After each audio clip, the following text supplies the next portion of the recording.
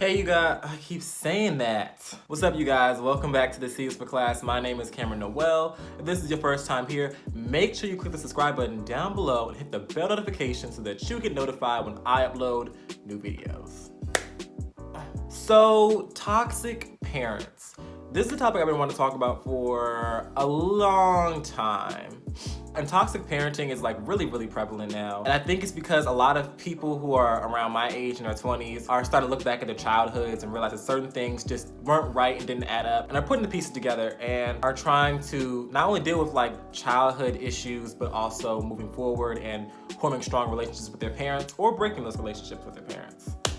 Now, I want to preface this by saying that being a parent is not easy. However, that is not an excuse to be toxic. Now, what are some toxic habits? I would say it's being dismissive of your child's feelings or invalidating their emotions, threatening to revoke support in order to correct behavior. For example, a lot of parents like to use the term or the phrase that, I pay for everything, I pay for the lights, I pay for the clothes on your back, I give you a roof over your head, I give you food on the table, as an excuse to do what they do.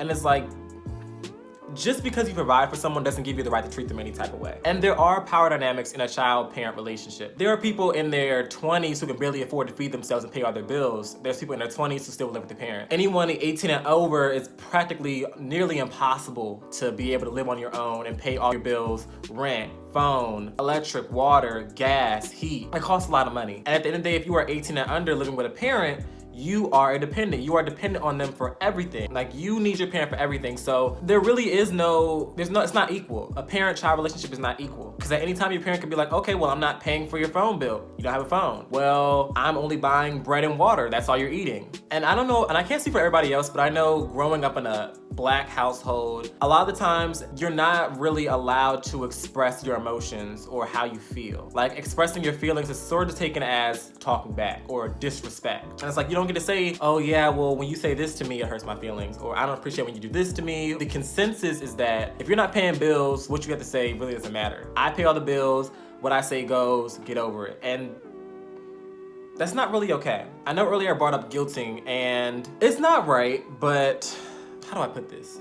Your parents are required by law to take care of you. I'm not saying that you should be ungrateful. You should always say please and thank you, but your parents are required by law to take care of you. Child neglect is a crime. Child abuse is a crime. That's why you have CPS. Your parent is required by law to take care of you, or they're going to lose you. And nobody asked to be born, you didn't pop into your mom's dream and say, hey, about that birth control, don't take that. Nah, we don't need that. Nobody asked to be born. Your parents made you without your consent, to be fair. And it's kind of expensive out here. So a lot of parents hold that over your head. I do everything for you. And it's yes, but that's your job as a parent. You're supposed to take care of your child. If you adopt a puppy, the expectation is that you take care of that puppy. If you buy a goldfish, the expectation is that you feed that goldfish, that you take care of that goldfish. You don't want that goldfish to die. And if you were to neglect your child, or your child were to die, the courts is coming to you, sis.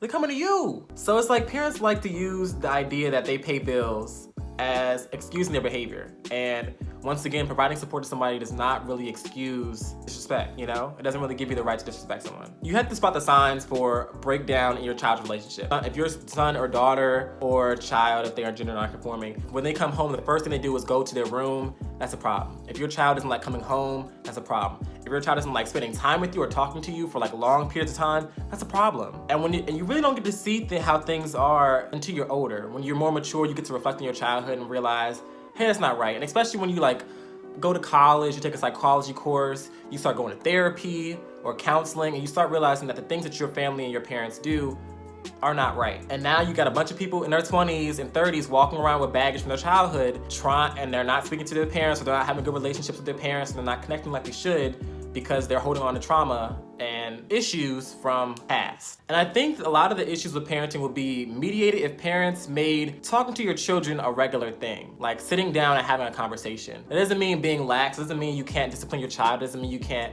deal out punishments when seen necessary. But if your first reaction is to hit, to yell, to curse, chances are your child is not going to want to come to you. If I'm always getting yelled at by this one person, chances are I'm not gonna wanna communicate with them. They're not gonna be the first person I pick up the phone to call when something does go wrong. And when your child is in trouble or they're having issues, they're trying to cover it up and go to other people, which may not be the best thing to do because they're afraid of what you might do. And for those of you who are dealing with toxic parents, whether you are a teenager, whether you're in your 20s, whether you live with your parents, whether you just stay with them when you come back from college, it's not always easy. And especially if you are 18 and under, chances are that you probably won't be able to experience being away from your parents for a long period of time until you go to college, you go off to school to do something. And just finding ways to find coping mechanisms, whether it's talking to friends, whether it's finding hobbies, whether it's just, finding support in other people. If being at home is not safe or emotionally healthy for you, finding other outlets to deal with that is very important. And please know that just because someone is related to you does not mean that they have unlimited access to you. Nobody is entitled to access to who you are, to you as a person.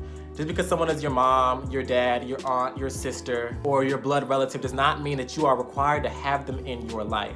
For me, I've said this multiple times, but I don't speak to my dad. My dad and I don't get along. My dad has a history of alcoholism and being in and out of jail and homophobia and threats, and he is not a great person. Do I hate my dad? Absolutely not. If he were to call me right now, would I pick up the phone? No. And I think it's very important to just don't hold on to anger. And I know people always say, forgiveness is for you, not for the other person. And that really is key, because for a very long time, I was very angry. I was angry with my dad. I just could not stand him. I didn't want to talk to him. Didn't want to hear his name. And I remember when he was in jail, I went to go see him, and I wasn't looking at him, I wasn't speaking to him, I was ignoring him, and then he told me, like, what's going on? Talk to me, what's wrong? And I just bust out crying, and whatever the screen place where you talk to inmates. And when I let that anger go, I felt a lot healthier. And being angry takes a lot of energy. It takes a lot of energy to be angry, a lot of energy that you have to expend and keep giving out. And you gotta remember to stay angry sometimes, because sometimes you fall out of it. You gotta remember to stay in there. And when I let that anger go, it was like a weight lifted. Like, now that I'm not angry, I don't have to worry about him. And do I forgive my dad? Absolutely, I forgive him, but I don't wanna be the part of my life. There's a difference between forgiveness and acceptance. You can forgive someone and not accept them into your life. Just because someone says, I'm sorry, and you accept that apology, does not mean you have to move forward. It is okay to say, hey, I understand we had some hard times. I forgive you. However, I don't want to move forward with you. I don't want to see you. I don't want to continue having you as a part of my life. I think it's best if we go our separate ways.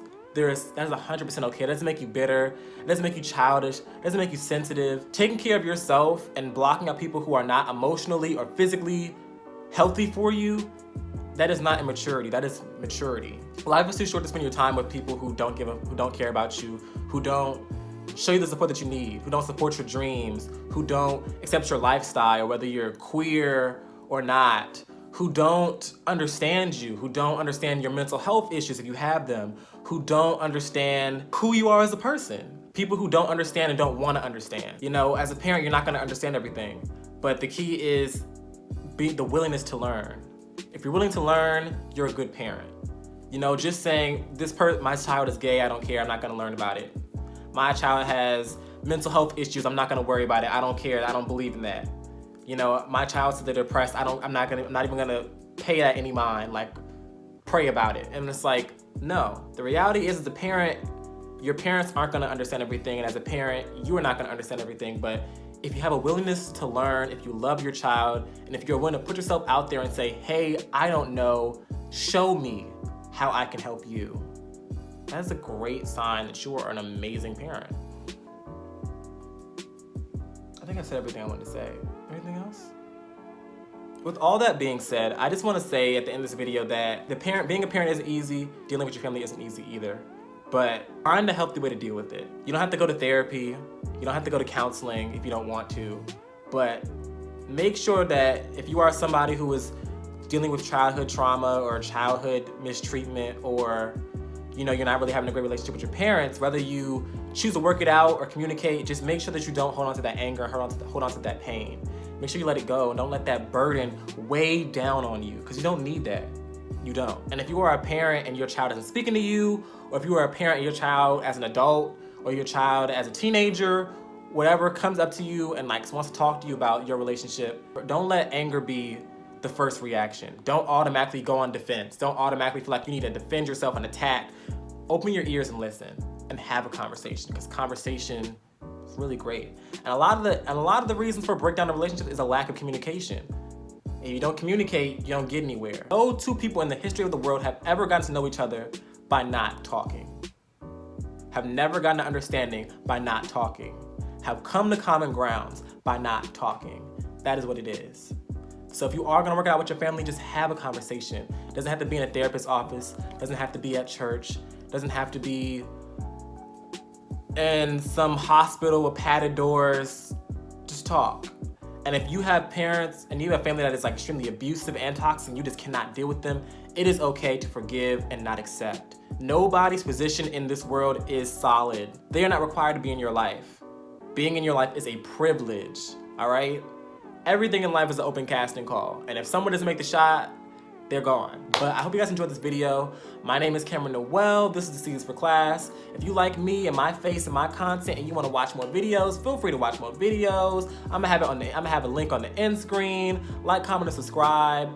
Continue to be healthy, continue to be happy, continue to love yourself, and continue to be positive. And I will see you in the next video.